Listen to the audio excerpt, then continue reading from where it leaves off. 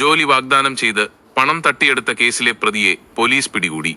കഴിഞ്ഞ 7 വർഷത്തോളം ഒളിവിൽ കഴിഞ്ഞിരുന്നയാളാണ് പിടിയിലായത്. എറണാകുളം നെടുമ്പാശ്ശേരി വില്ലേജിൽ കുന്നുകര സ്വദേശി 59 വയസ്സുള്ള പൗലോസിനെയാണ് എറണാകുളം കോതമംഗലം കവളങ്ങാട് നിന്ന് പോലീസ് അറസ്റ്റ് ചെയ്തത്.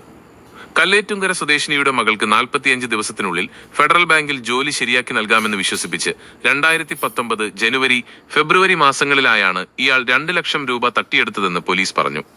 പണം നൽകിയിട്ടും ജോലി ശരിയാക്കി കൊടുക്കുകയോ വാങ്ങിയ തുക തിരികെ നൽകുകയോ ചെയ്യാതിരുന്നതിനെ തുടർന്ന് ആളൂർ സ്റ്റേഷനിൽ ലഭിച്ച പരാതിയിൽ പോലീസ് കേസെടുക്കുകയായിരുന്നു. സംഭവത്തിന് ശേഷം വിവിധ സ്ഥലങ്ങളിൽ ഒളിവിൽ കഴിഞ്ഞുവരികയായിരുന്ന പ്രതിയെ പിടികിട്ടാപ്പുള്ളികളെ പിടികൂടുന്നതിനായി രൂപവൽക്കരിച്ച പ്രത്യേക അന്വേഷണ സംഘം രഹസ്യവിവരത്തിന്റെ അടിസ്ഥാനത്തിലാണ് പിടികൂടിയത്. ആളൂർ GSI മാരായ ജയകുമാർ, സലീം, CPO മാരായ ശ്രീജിത്ത്, ആകാശ്, ഡാനിയേൽ എന്നിവരാണ് അന്വേഷണ സംഘത്തിലുണ്ടായിരുന്നത്. പ്രതിയെ കോടതിയിൽ ഹാജരാക്കി. കൂടുതൽ വാർത്തകൾക്കും വീഡിയോകൾക്കുമായി ചാനൽ സബ്സ്ക്രൈബ് ചെയ്യുക.